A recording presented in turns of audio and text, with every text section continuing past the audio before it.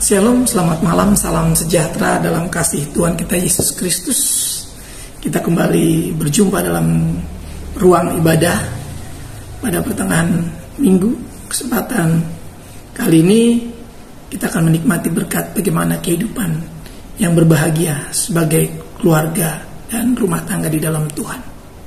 Namun sebelum kita baca firman Tuhan, kita berdoa terlebih dahulu. Kami bersyukur buat pengampunan-Mu yang senantiasa Engkau berikan dalam kehidupan setiap kami, umat-Mu, hamba-hamba-Mu, pelayan-pelayan-Mu ya Tuhan. Sehingga kami senantiasa boleh dapat menikmati terus kemurahan kasih Tuhan. Karena kami percaya Engkau yang memberikan perkenanan kepada kami untuk kami dapat menikmati kasih karunia-Mu senantiasa. Terima kasih buat pengampunan-Mu. Terima kasih juga buat penyertaan-Mu sepanjang hari ini Tuhan. Sehingga pada malam hari ini kami kembali dipersekutukan. Mari Tuhan satukan hati kami untuk menikmati berkat di dalam firman Tuhan. Tutup bungkus pemberitaan ini sampai selesainya dan berkat Tuhan tercurah atas setiap kami.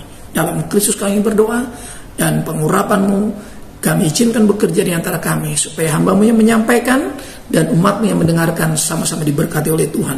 Dalam Yesus Kristus yang mengucap syukur dan berdoa. Haleluya. Amin. Pada kesempatan malam hari ini kita akan membaca firman Tuhan di dalam Mazmur, kitab Mazmur pasal yang ke-128, itu ayat yang pertama sampai dengan ayat yang ke-6. Berkat atas rumah tangga, nyanyian ziarah. Berbahagialah setiap orang yang takut akan Tuhan, yang hidup menurut jalan yang ditunjukkannya. Apabila engkau makan hasil jerih payah tanganmu, berbahagialah engkau dan baiklah keadaanmu. Istrimu akan menjadi seperti pohon anggur yang subur dalam rumahmu. Anak-anakmu seperti tunas pohon zaitun sekeliling mejamu. Sesungguhnya demikianlah akan diberkati orang laki-laki yang takut akan Tuhan. Kiranya Tuhan memberkati engkau dari Sion, supaya engkau melihat kebahagiaan Yerusalem seumur hidupmu, dan melihat anak-anak dari anak-anakmu damai sejahtera atas Israel. Bapak, Ibu, Saudara yang dikasihi oleh Tuhan, seperti apa rumah tangga yang diberkati itu? Dan tentu kita akan berpikir bagaimana supaya menjadi rumah tangga atau keluarga Kristen yang diberkati oleh Tuhan. Saudara yang dikasihi oleh Tuhan, berkat Tuhan itu sempurna. Dalam berkat rumah tangga mencakup seluruh aspek. Di sana ada ayah, ada ibu, ada anak-anak, ada pekerjaan yang dikerjakan. Tuhan menjamin semuanya. Ya, saya akan coba membaca ayat per ayat daripada perikop ini, saudaraku. Di ayat yang pertama dikatakan, kita akan melihat bagaimana menjadi keluarga atau rumah tangga yang diberkati oleh Tuhan, dan kita bisa menikmati. Ya, kita bisa kemudian merasakan bahwa sesungguhnya memang kita diberkati oleh Tuhan. Rumah tangga yang diberkati oleh Tuhan ini adalah rumah tangga yang pribadi-pribadi di dalamnya hidup dengan bahagia. Perhatikan. Jadi setiap orang yang ada dalam rumah tangga itu bisa menikmati kebahagiaan. Nah, kebahagiaan orang percaya ini luar biasa, saudaraku. Ya, di semua aspek keadaan, di semua situasi dan kondisi, kebahagiaan itu tidak akan bisa tergantikan. Ya, mungkin saudara hari ini, ya, kondisi saudara itu tidak seperti apa yang saudara pikirkan. Seizin Tuhan itu terjadi. Namun kebahagiaan di hati saudara sebagai orang percaya itu tidak terganggu. Ya, ini saya mau katakan. Jadi kebahagiaan orang percaya tidak diukur ya oleh keadaan-keadaan manusia semata. Nah, pada level tertentu orang percaya tidak lagi terganggu. Walaupun mungkin dia kurang sehat, kekurangan sesuatunya, ya. Tapi berbicara berkat Tuhan dimulai dari kebahagiaan. Karena dikatakan apa? Bagian pertama tadi, ayat pertama, berbahagialah setiap orang yang takut akan Tuhan. Ya. Namun untuk mengalami kebahagiaan pada level ini, pada tingkat ini yang saya katakan tadi, takut akan Tuhan ini menjadi sesuatu yang sangat penting. Ya. Takut akan Tuhan ini menurut dan mengikuti Tuhan. Tidak bisa, tidak berani kalau nggak bersama Tuhan. Itu takut Tuhan. Ya, bukan sekedar menjauhi larangannya, ya, kalau melakukan apa yang diperintahkan, tapi kemudian merasa tidak mampu, merasa tidak berani, tidak bisa kalau nggak bersama Tuhan. Itu orang yang takut akan Tuhan, saudaraku. Dia nggak akan berjalan sendiri tanpa Tuhan. Dia nggak akan memutuskan sesuatu tanpa konfirmasi Tuhan. Itu orang yang takut akan Tuhan. Maka orang-orangnya akan berbahagia. Dia tidak akan merasa dipersalahkan oleh Tuhan. Perhatikan. Karena dia bertanya kepada Tuhan. Dia menunggu konfirmasi Tuhan. Dia menuruti arahan Tuhan. Dia menunggu instruksi dan tuntunan Tuhan. Itu orang yang berbahagia. Orang yang tidak berbahagia ketika hatinya tertuduh dan merasa bersalah. Ya, terlebih bersalah kepada Tuhan terhadap kebenaran. Maka takut akan Tuhan itu, ya ini penting sekali saudaraku. Karena orang-orang yang berhikmat itu permulaannya adalah takut akan Tuhan, selalu bersama Tuhan. Dimulai dengan kebersamaan dengan Tuhan, baru terjadi hikmat. Orang gak akan punya pengetahuan tentang apapun perkara Tuhan selama orang itu gak dekat dan tinggal di dalam Tuhan, tinggal di dalam firman Tuhan sebagai sumber hikmat, sebagai sumber pengetahuan, sebagai sumber tindakan kita. Yang kedua, saudaraku, rumah tangga yang berbahagia adalah orang-orang yang dalam satu keluarga ini mereka yang bisa menikmati, ya. Rumah tangga ini dihadirkan untuk dinikmati. Maka celaka kalau orang-orang yang membangun rumah tangga menikah terus nggak bisa menikmati hidup pernikahannya di dalam anugerah Tuhan. Ingat, dalam anugerah Tuhan. Banyak orang yang menikmati bukan di dalam anugerah Tuhan, di dalam kehendak lahiriah semata. Maka berakhir fatal. Ya saudara, orang-orang percaya Tuhan, rumah tangga bentukan Tuhan tidak tergantung lagi karena apa mereka bisa membangun, tapi karena Tuhan. Ya. Nanti baru hal-hal yang lain itu bisa dinikmati. Maka orang-orang ini bisa menikmati kebahagiaan yang daripada Tuhan, karena Tuhan memberikan kebahagiaan, ya, yang melalui sukacita, damai, sejahtera yang dikerjakan Roh Kudus itu, ya. Hidup yang bersama Tuhan ini sudah yang penting, yang kita mau kaji lebih dalam, yang membuat ini kita bisa menikmati kehidupan bersama Tuhan, yang membuat kita bisa menikmati. Karena Tuhan di dalam Roh Kudus yang kita yakini itu memberikan kuasa. Minggu yang lalu saya katakan kita diberikan kuasa untuk menikmati apa yang diberkati oleh Tuhan, apa yang dianugerahkan oleh Tuhan. Sayang kalau kita diberi banyak tapi kita nggak bisa menikmati apa yang diberikan Tuhan begitu banyak. Sayang, saudara. Nah, seringkali memang kita memperoleh banyak tapi kita nggak bisa menikmati semua. Hanya sebagian kecil saja. Dan akhirnya orang lain yang menikmati. Bahkan jerih lelah kita, apa yang kita kumpulkan tuh akhirnya orang lain juga yang menikmati. Ini kan kesia-siaan, saudara. Saudara bisa menikmati. Ya, kebahagiaan itulah ketika orang-orang ini bisa menikmati, saudaraku. Ya, apabila engkau memakan hasil jerih payah tanganmu, berbahagialah engkau dan baiklah keadaan. Perhatikan. Saya pastikan kita semua baik-baik saja. Sama seperti jiwa kita, sehat-sehat saja. Ya. Karena kalau jiwa kita sehat, saudara, maka saya jamin, ya, apapun keadaanmu sudah bisa katakan Tuhan baik. Ya. Di dalam pandangan dunia, di dalam badan yang sehat terdapat jiwa yang sehat, belum tentu. Tapi kalau di dalam jiwa yang sehat, saudara pasti memiliki keadaan yang sehat. Ya. Walaupun mungkin fisik saudara menurun, ya, ekonomi saudara tidak seperti kemarin-kemarin, tapi saudara bisa katakan Tuhan baik. Itu yang membuat keadaan saudara baik-baik saja. Sementara saudara kita katakan kita susah, kita sulit, kita payah, keadaan kita sedang tidak baik-baik saja. Ya, orang Kristen bukan berhayal-hayal dengan pikiran, bukan. Iman itu sesuatu yang tidak kita lihat, namun bisa merealisasikan apa yang kita belum lihat. Mengapa kita berdoa kita yakin sembuh? Karena kita percaya apa yang tidak kita lihat. Dia yang mengerjakan dalam diri kita. Dia yang menghasilkan kesembuhan. Berapa banyak orang tak menjadi sembuh karena percaya. Ya, pengobatan dilakukan, terapi dilakukan, itu bagian dari usaha. Tapi ingat, iman itu dapat melakukan segala-galanya, saudaraku. Ya, yang di hal-hal yang real ini tidak bisa dilakukan, dalam iman bisa dilakukan, saudaraku. Itu yang Yesus ajarkan sama kita. Itu yang Yesus kasih tahu lewat Roh Kudusnya dalam hati kita. Bahwa bagi Tuhan tidak ada yang mustahil. Apa yang tidak baik bisa menjadi baik. Karena Tuhan menciptakan pada mulanya semua baik. Bahkan pada bagian manusia kita, Dia mengatakan sungguh sangat baik.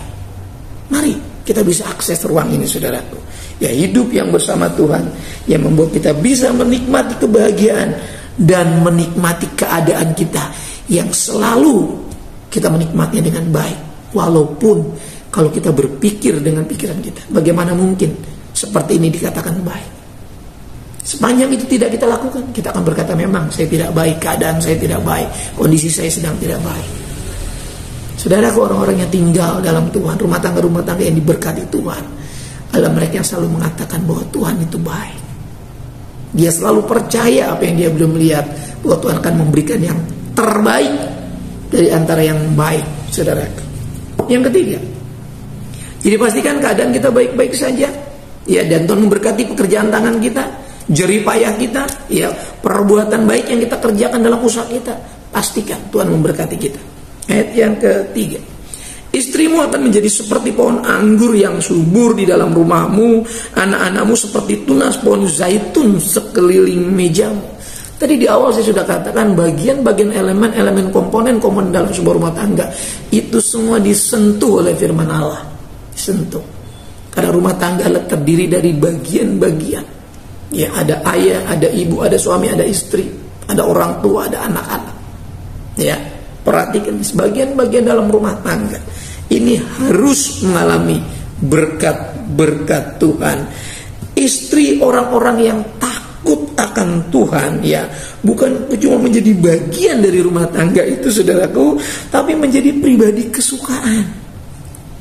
Ini level yang harus dicapai. Istri-istri, ya, bagian dari rumah tangga Kristen, bukan cuma bagian, bukan cuma elemen dari rumah tangga itu, tapi harus menjadi bagian dari kesukaan. Perhatikan, dimulai dari menjadi pribadi yang disenangi Tuhan. Istri-istri harus menjadi pribadi yang disenangi Tuhan, dan kemudian disenangi oleh keluarganya. Ya, perhatikan di sini, istri-istri yang takut akan Tuhan, orang-orang yang percaya Tuhan, ya, dia menjadi kesukaan.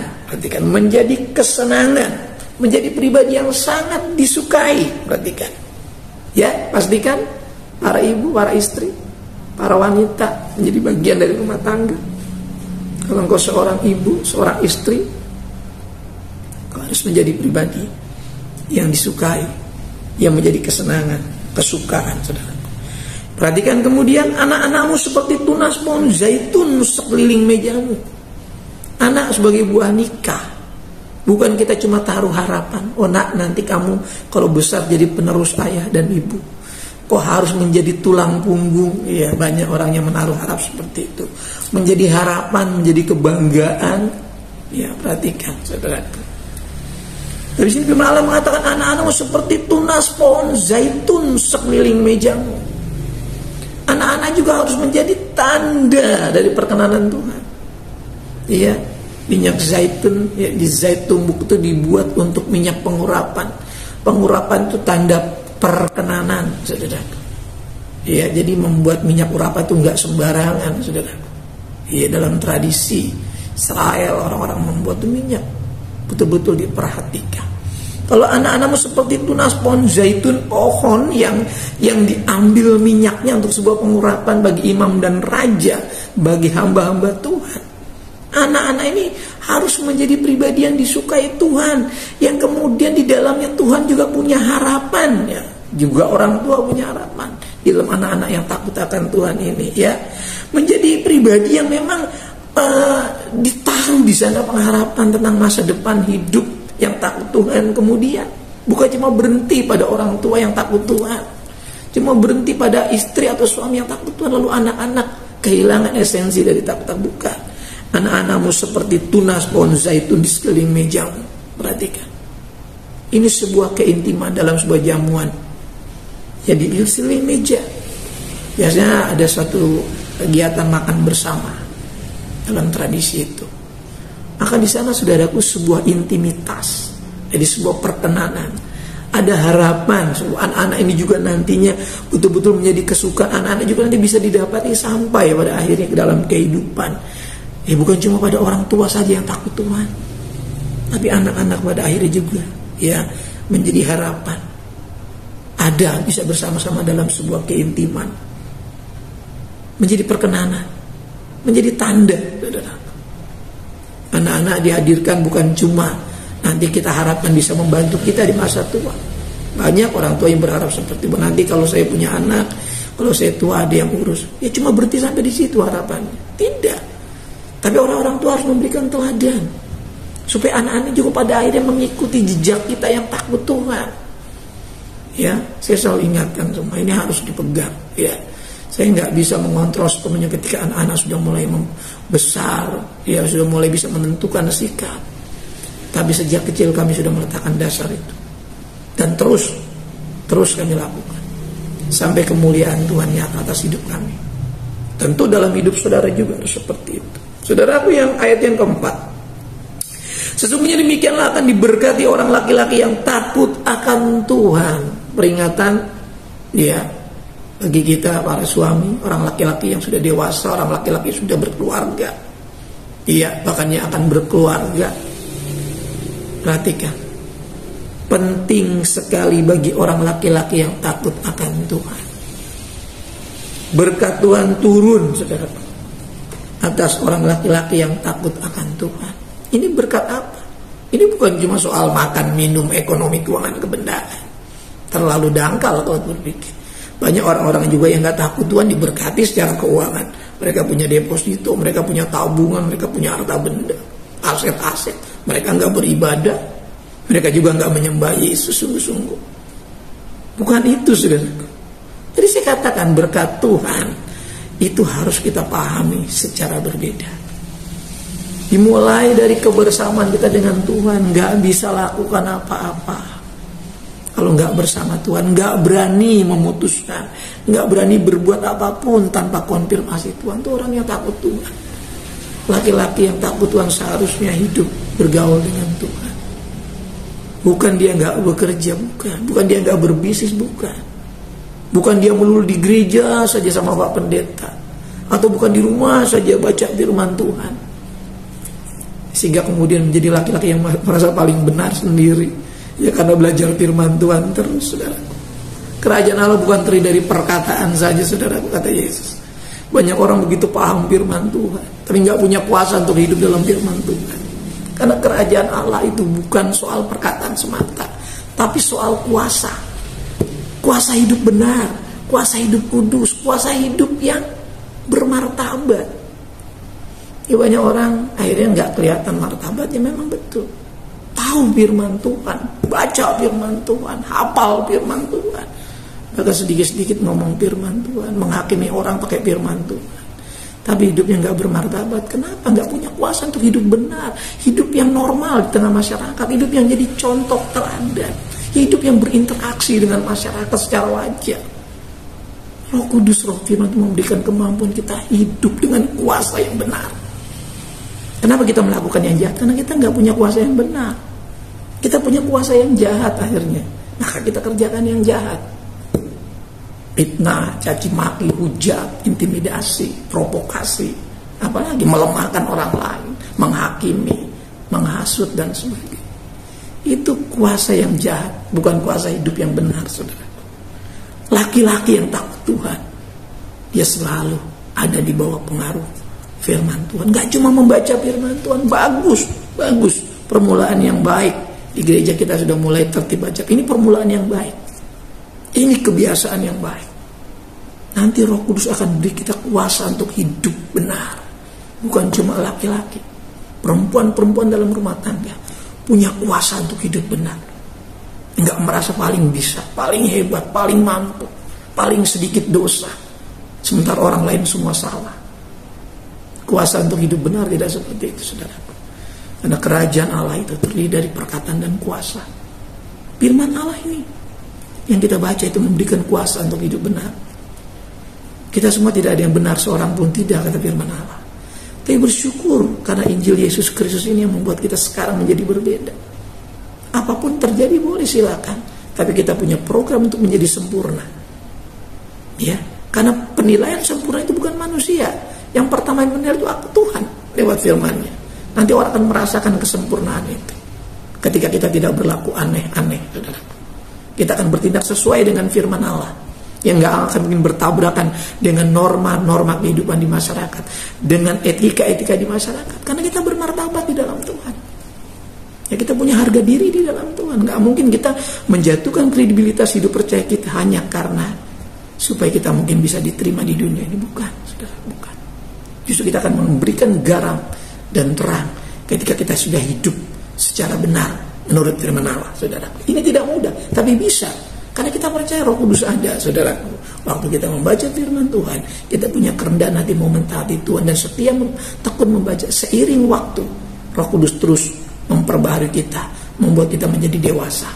Tidak seperti anak-anak yang muda dibujuk rayu ke sana kemari, ya dibujuk rayu ke sana kemari. Tidak. Orang Kristen yang hidup dalam kebenaran, dia tahu kebenaran. Dia nggak akan mudah ditipu daya, dipermainkan, saudara. Ini ciri-ciri orang yang takut akan Tuhan dan hidup di dalam kebenaran, saudaraku. Sesungguhnya demikian akan diberkati orang laki-laki yang takut akan Tuhan. Ayat yang kelima.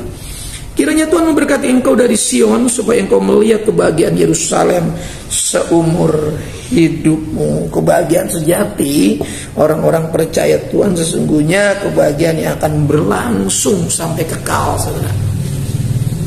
Bukan kebahagiaan yang semu, bukan kebahagiaan yang sementara, tapi seumur hidupmu engkau akan melihat kebahagiaan Yerusalem.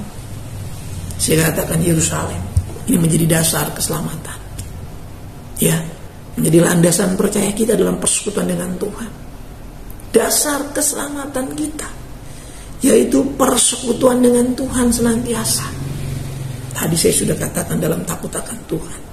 Nah, ini akan terlihat, ya, Tuhan memberkati dari Sion, dari tempat kudusnya.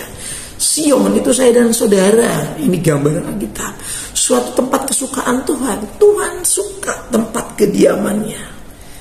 Di pusat hati kita ini kebahagiaan mulai terpancar, ya. Di sanalah Tuhan memerintah, di dalam hati sanubari kita yang kudus, yang suci, yang telah ditebus darah Yesus, saudara. Supaya mata kita dibuka, dicelikan untuk melihat kebahagiaan seumur hidup kita, bukan cuma saat ini. Tuhan memberkati kita sekarang, dan hidup yang akan datang kita beroleh hidup yang kekal. Kemarin sudah katakan kepada saudara, buat Tuhan memberkati kita di bumi sekarang ini, ketika kita menjadi percaya, ketika kita sudah meninggalkan segala sesuatunya, kesibukan kita, keluarga, ladang, apapun itu, ketika kita bisa mengutamakan Tuhan, kita sudah diberkati saat ini, dipelihara Tuhan saat ini, dilindungi saat ini, bahkan di masa yang akan datang kita beroleh kehidupan yang selama-lamanya bahagia dengan Tuhan. Ini ayat yang kelima. Seumur hidupmu. Kematian itu bukan meniadakan kehidupan. Kematian yang seringkali dijumpai manusia adalah permulaan suatu kehidupan yang sejatinya kehidupan. Dari natur yang sementara masuk ke dalam kehidupan yang kekal. Bukan kematian yang kekal, ya. Mati, Yesus menyebutnya dengan tidur atau istirahat. Tapi surga adalah kehidupan yang kekal. Intimitas dengan Yesus selama adalah kehidupan yang kekal. Kehidupan yang penuh kebahagiaan, sukacita, sorak-sorai, kegirangan. Kegirangan yang tidak ada air mata, ya. Yang ada hanyalah kebahagiaan semata. Yang terakhir, saudara, dan melihat anak-anak dari anak-anakmu, damai sejahtera atas Israel. Bahkan dari generasi ke generasi janji Tuhan ini atas rumah tangga yang digenapi dalam elemen-elemen bagian komponen-komponen rumah tangga, ya, sampai generasi ke generasi. Melahirkan anak, anak melahirkan anak, beranak cuculah orang percaya. Diberkati mereka, dan mereka akan dibukakan mata mereka semua. Kita semua akan dibuka supaya melihat. Waktu kita berdoa, kita harus optimis berdoa. Kita bisa melihat anak dari anak kita, berarti kita bakal punya cucu, ya kan? Ini doa yang optimis. Lalu bagaimana Pak Pendeta kalau saya mati? Itu bukan urusan kita. Mati itu urusan Tuhan. Urusan kita percaya tentang janji Tuhan, percaya tentang prospek masa depan Tuhan. Iya. Jangan lantas kita takut mati lalu kita nggak berbuat apa-apa, lalu kita nggak optimis, malah cenderung kita menutup diri, yang membatasi. Bukan, saudara. Kita percaya kehendak Tuhan, tapi kita diberikan kuasa untuk berpikir positif untuk masa depan hidup kita, terlebih masa depan kekal kita, nasib kekal kita ini harus kita pikirkan, saudara. Jangan cuma mikir setiap hari supaya bisa bertahan hidup, tapi kita sudah diancam sebetulnya dengan keadaan itu. Itu kematian yang kekal kalau kita tidak sungguh-sungguh memikirkan nasib hidup kekal kita. Itu dengan takut akan Tuhan, dengan hidup menurut menurut jalan yang ditunjukkan Tuhan dan mentaati setiap apa yang Tuhan perintahkan kepada kita. Bahkan dikatakan damai sejahtera atas Israel. Damai sejahtera Roh Kudus itu atas umat Tuhan, atas Israel, atas umat pilihan Tuhan. Saudara, kemarin sudah saya sampaikan, sudah dipanggil, dipilih khusus, saudaraku, dalam konteks pemuritan kemarin. Tapi kita juga dipanggil menjadi bagian dalam rumah tangga ini secara khusus untuk menyatakan keagungan dan kebenaran Tuhan lewat firman yang kita senantiasa pelajari dalam rumah tangga kita. Jadilah rumah tangga yang berbahagia di dalam Tuhan.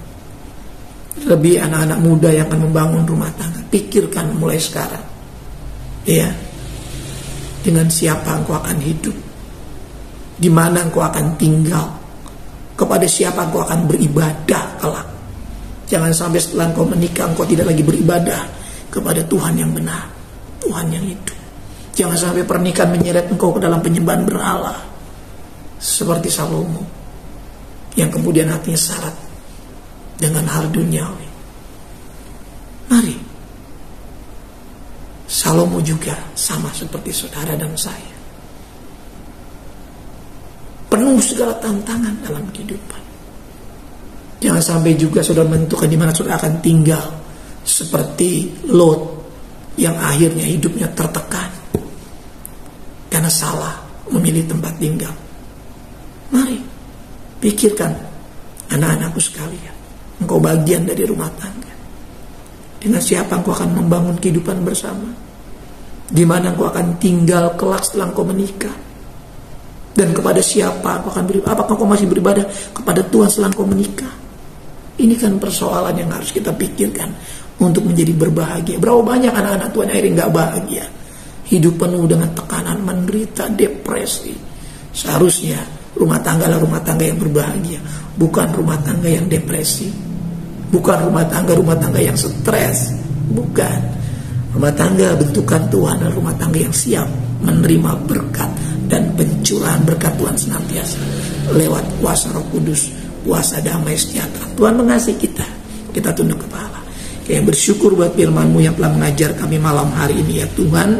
Apa yang sudah kami buat, baik pujian pengagungan kami di keluarga kami masing-masing, persembahan yang kami kumpulkan senantiasa, Tuhan suci dan kuduskan berguna bagi pekerjaan Tuhan. Bahkan firman yang sudah kami dengar memberi dorongan motivasi menjadi bagian-bagian dari rumah tangga yang dipastikan dijangkau oleh berkat Tuhan. Terima kasih, berkati persekutuan kami setiap Rabu malam ini senantiasa. Kuatkan kami Tuhan. Walaupun melalui media yang ada ini Tuhan, Kau tidak pernah terbatas untuk memberkati kami. Setiap kami yang join malam hari ini dipastikan kami semua mengerti akan kebahagiaan di dalam Tuhan, akan berkat rumah tangga di dalam Tuhan. Terima kasih, berkati orang-orang tua kami, lansia, janda, mereka yang hidup dalam kesendirian, Tuhan menjamin hidup mereka. Rumah tangga, para suami istri, berikan keharmonisan, berkati rezeki mereka butuhkan, Tuhan cukupkan, mudahkan. Anak-anak sebagai buah nikah, dalam pendidikan, dalam pertumbuhan, dalam pekerjaan, dalam perjodohan, kami serahkan ke dalam tangan Tuhan. Yang menggumuli pekerjaan, membutuhkan pekerjaan, engkau mengikuti ibadah malam hari ini, engkau percaya dalam nama Yesus, engkau yakin, engkau percaya, engkau diberkati Tuhan. Yang dalam keadaan pemulihan, kurang sehat karena sakit, yang membutuhkan kesembuhan, engkau dengar firman Tuhan ini, engkau percaya, engkau takut Tuhan, engkau mengalami kuasa mujizat kesembuhan oleh kuasa bilur-bilur Yesus Kristus. Demi nama Yesus engkau sembuh dalam nama Yesus. Terima kasih. Yang membutuhkan Tuhan permodalan dalam usaha, perizinan dalam bisnis usaha, Tuhan campur tangan berkati. Bahwa anak-anak menaik dan bukan turun, semakin memandang kemuliaan Tuhan. Kau yang mempromosikan mereka, Kau yang menjaga posisi jabatan mereka. Terima kasih. Menyerahkan program organisasi kami, rencana PPG pada bulan September, kami serahkan ke dalam tangan Tuhan. Rencana kami di gereja lokal kami untuk perbaikan sarana fisik gedung gereja, janji iman yang sudah diberikan Tuhan bubuhkan berkat atasnya, sehingga dana yang kami butuhkan tercapai dan Tuhan dipermuliakan. Gereja yang dapat diperbaiki, dan peribadatan boleh berlangsung dengan nyaman. Berkati negeri ini, bangsa ini ke dalam tangan Tuhan kami serahkan. Pesta demokrasi mendatang, berikan keamanan bagi negeri kami. Berkati pemimpin-pemimpin kami Tuhan, dari pusat sampai ke daerah, dari Sabang sampai Merauke, dari Miangas sampai ke Pulau Roti. Jadikan negara kami negara yang adil, makmur, cukup sandang pangan, keamanan di mana-mana Injil Tuhan bebas diberitakan. Nama Tuhan Yesus dipermuliakan. Sempurnakan ibadah kami ini dari awal, pertengahan sampai di penghujungnya. Pertemukan kami dalam waktu-waktu yang Tuhan tetapkan, dan anak-anak ini belum kembali pergian dari pekerjaan Tuhan saat ini, malam ini kumpulkan, tibakan rumah dengan selamat.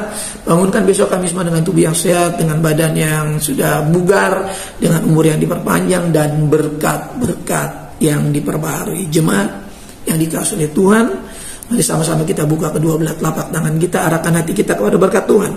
Turunlah kiranya anugerah damai sejahtera dari Bapa kita yang di sorga, kasih sayang dan kecintaan dari pengantara yang hidup Tuhan Yesus Kristus, persekutuan keintiman Roh-Nya Maha Kudus menyertai saya, menyertai saudaraku sekalian, yang mulai malam hari ini sampai fajar Maranatha Tuhan menjemput kita di awan-awan yang permai.